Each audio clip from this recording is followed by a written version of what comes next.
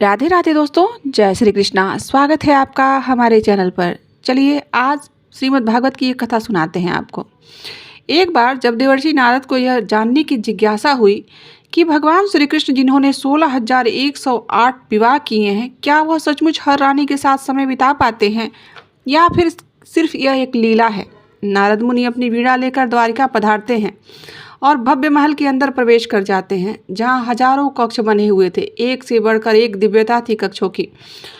उन्होंने एक दरवाजा खोला तो देखा भगवान श्री कृष्ण रानी के साथ बैठकर चौपर खेल रहे थे।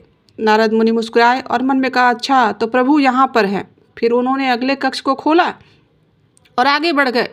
वहाँ जो रानी थी उन्होंने उनसे कहा कि शायद तुम्हारे पति अन्य रानियों में व्यस्त हैं, तुम्हें समय नहीं दे पाते हैं। लेकिन तभी पीछे से भगवान श्री कृष्ण प्रकट हुए और दिव्य मुस्कान थी उनके चेहरे पर, परंतु वह शांत रहे। नारद मुनि हतप्रभ थे।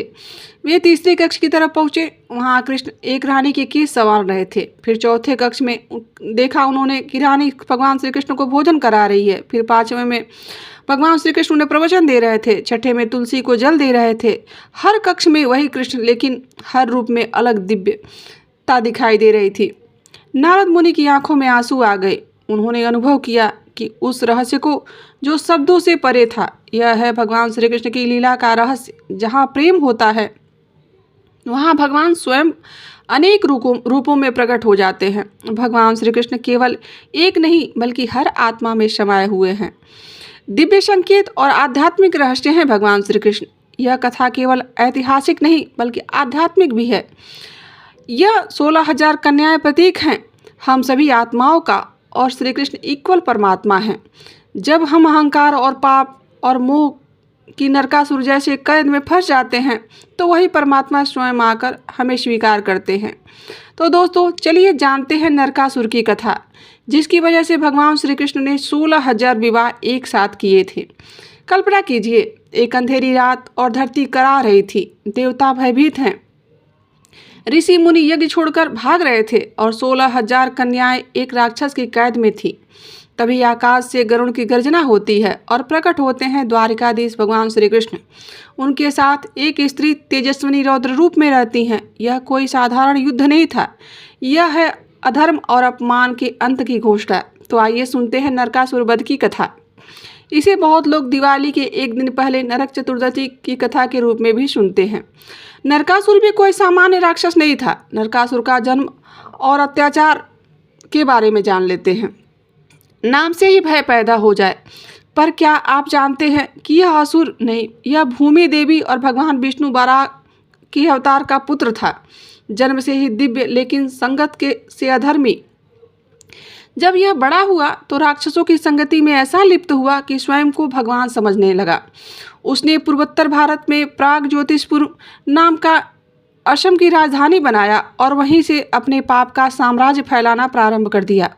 उसने इंद्रलोक पर हमला किया, वरुण का छत्र और देवी अदिति के कुंडल छीन लिए, ऋषियों के यज्ञ भंग किए और सबसे बड़ा पाप 16,000 कन्याओं का अपहरण करके उन्हें अपने महल में बंदी बना लिया था। वह हंसता था और कहता था कि यह सब मेरी दासियां होंगी या फिर मेरी रानियां। देवता कंपित हुए और अंततः पुकार पहुंची भगवान विष्णु के पास वैकुंठ में। सभी मिलकर भगवान श्री कृष्ण से प्रार्थना करने लगे।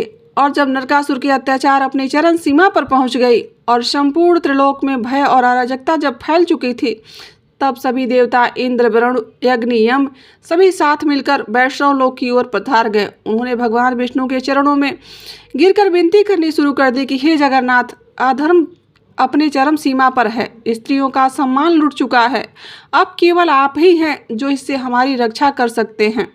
तब भगवान विष्णु मंद मंद मुस्कुराते हुए बोले, मैं पहले ही पृथ्वी पर श्री कृष्ण के रूप में अवतरित हो चुका हूँ और अब इस नरकासुर के अंत का समय भी निकट आ रहा है। मेरा यह अवतार केवल लीलाओं के लिए नहीं बल्कि धर्म की स्थापना के लिए भी हुआ है। उन्होंने कहा, अब समय है उस कर्म का जिसके लिए मैंने युगों में इसकी प्रतीक्षा की है, और यहीं से आरंभ हुई वह लीला जो भगवान श्री कृष्ण ही कर सकते थे। श्री कृष्ण और सत्यभामा का प्रस्थान भी श्री कृष्ण के जब यह सुना कि वे शांत नहीं, जब उन्होंने सुना कि स्त्रियों के साथ इस तरह का अधर्म कार्य हो रहा है, तो भगवान श्री कृष्ण अपने आप को शांत नहीं रख सके। पर इस बार वे अकेले नहीं आए थे, उनके साथ थी उनकी रानी सत्यभामा। पर क्यों? क्योंकि नरकासुर को वरदान था कि उसे केवल उसकी माता या फिर कोई स्त्री ही मार सकती है। और सत्यभामा कोई साधारण स्त्री नहीं थी, वे भी भूमि देवी का अवतार ही थी। नरकासुर की जन्मदात्री दोनों सवार हुए गरुड़ पर और चल दिए नरकासुर के किले की तरफ, जो सुरक्षा में अभेद था। पर जब कृष्ण चलते हैं तो मार्ग स्वयं खुलते जाते हैं। नरकासुर से युद्ध और वध हुआ। उस समय किले के द्वार पर युद्ध आरंभ हुआ। पहले आया नरकासुर का सेनापति मूर। श्री कृष्ण ने सुदर्शन चक्र घुमाया और उस मूर को समाप्त कर दिया। फिर एक एक करके उनकी दानव सेना का अंत होता चला गया। उसके बाद आया स्वयं नरकासुर। विशाल गधा और आग जैसे नेत्र के साथ वह गरज रहा था, कृष्ण तू मेरा कुछ नहीं बिगाड़ सकता। युद्ध प्रारंभ हो गया। आकाश में बाणों की वर्षा होने लगी। धरती पर कंपन तेज थी, जैसे भूकंप आने वाला हो। भगवान श्री कृष्ण को आघात किया उसने। सत्यभामा क्रोधित हो उठी। उन्होंने धनुष उठाया और संकल्प लिया कि जो स्त्रियों का अपमान करे उसे एक स्त्री ही मारेगी। उन्होंने बाण चलाया और सीधा नरकासुर के वक्षस्थल को भेदता हुआ वह बाण निकल गया। नरकासुर गिर पड़ा। मरते समय उसने कहा कि हे माँ, अब मुझे सत्य का ज्ञान हुआ है, मुझे क्षमा कर दीजिए।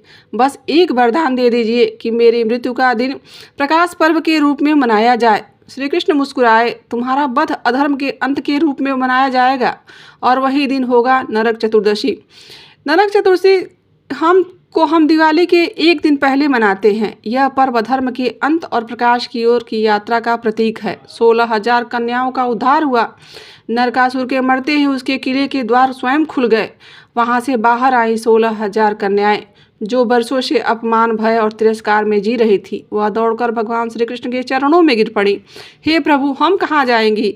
समाज हमें अपवित्र मानता है। कोई हमें अपने पत्नी के रूप में स्वीकार नहीं करेगा। भगवान श्री कृष्ण की आंखों में नमी और करुणा थी।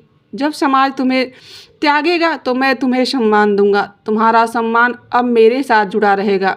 और उसी क्षण भगवान श्री कृष्ण ने 16,100 रूप धारण किए और हर कन्या से विधि पूर्वक विवाह किया। द्वारिका में बने 16,100 महल और हर महल में एक एक श्री कृष्ण दिखाई देते थे।